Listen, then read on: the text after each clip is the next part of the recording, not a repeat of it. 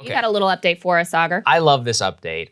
So we brought you yesterday our fair mayor, Muriel Bowser. She was spotted at a wedding hours after her mask mandate had come into place. She officiated the wedding. So according to her and to the ceremony, the wedding itself was held outdoors. However, the reception was held indoors, and the mayor was not wearing a mask during that indoor reception, along with hundreds of others, which personally, I think is fine, given the current guidance. She's vaccinated, everybody else there was vaccinated, or at least according to the people who are throwing it. So, hey, by that standard, as of a week ago, that seems fine. But according to the mayor herself, it's not fine. Well, I love this. So after a lot of consternation, the mayor was caught lying. She said, actually, I was being in accordance, even though the photos show that she's a liar whenever she put out that statement saying that she's complying with her mandate. Now, the Washingtonian, who is a magazine here in DC, it's kind of like Our City magazine, is attacking,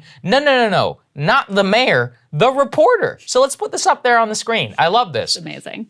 Update. The Washington Examiner writer, who has published photos of Mayor Bowser maskless at a wedding over the weekend, was not invited to the wedding.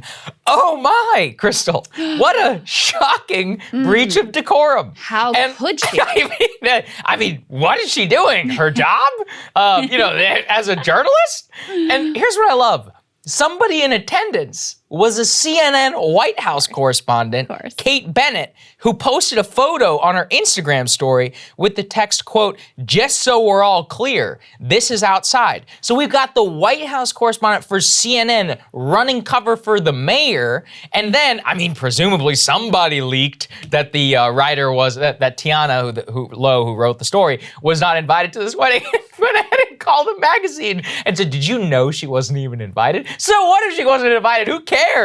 The story is that the mayor is breaking the mask mandate. There's a photo of it. Does it matter how you get the photo? Yeah. It's called journalism. I just don't don't even know what to say. And I don't know that, I just was really perplexed by this. Yeah.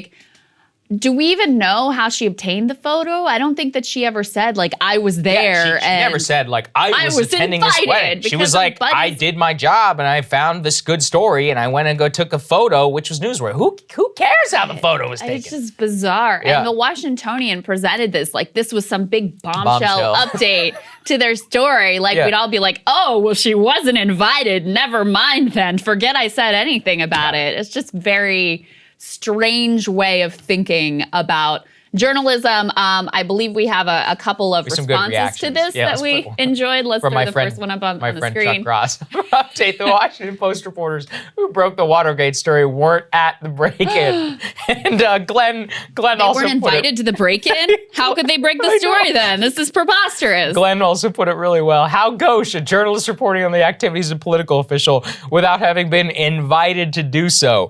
Where are her manners? Indeed. This country is going to hell in a handbasket.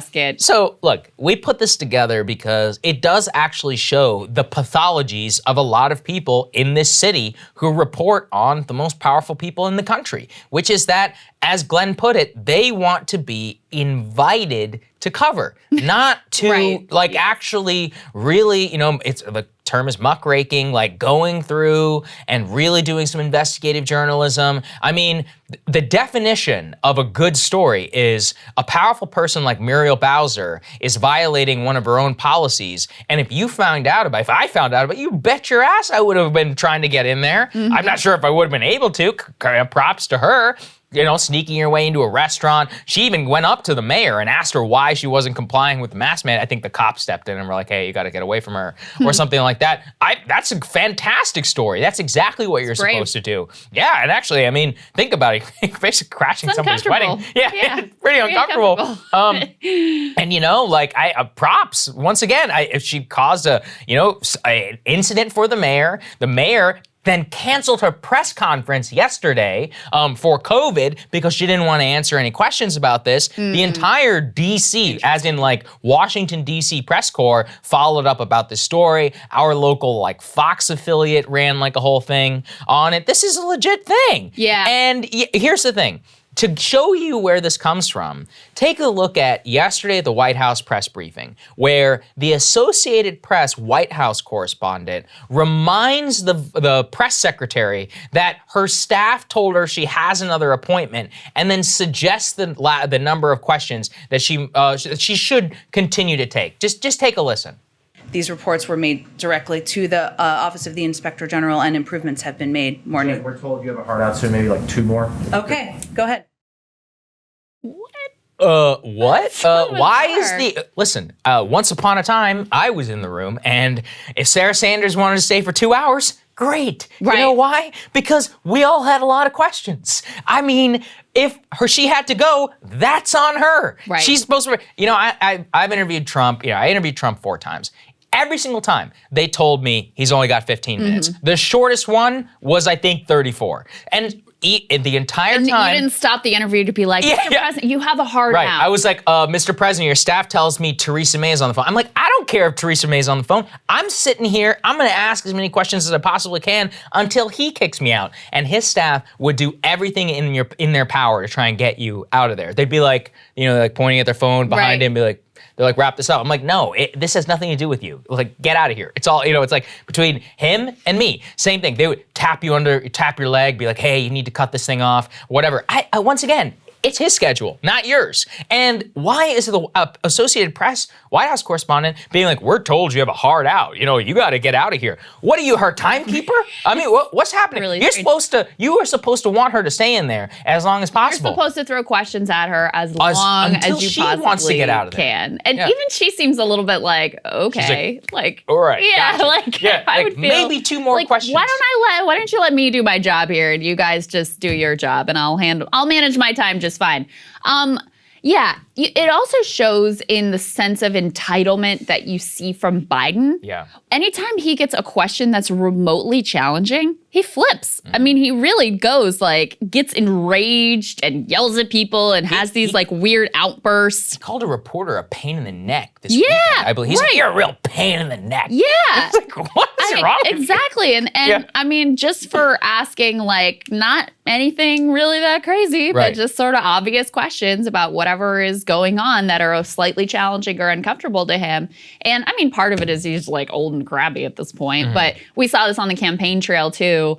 Remember when a voter challenged him and he was like, you're a lying dog-faced pony soldier. It was strange. Strange stuff. It's very strange. But it speaks to the sense of entitlement that they don't think that they have to be challenged. They don't think they should be challenged. They don't believe in an adversarial relationship.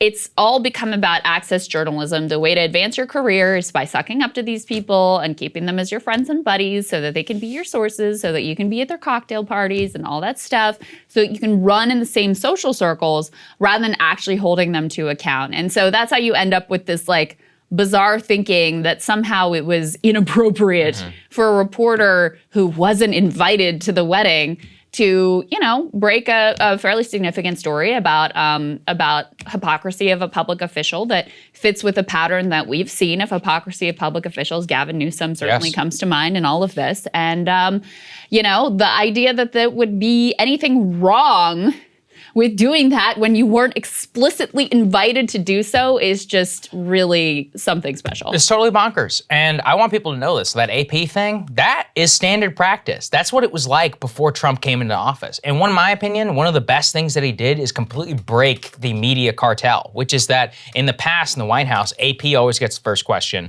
then Reuters or whatever. And the AP guy is the one who is willing to be like, hey, you've answered enough questions.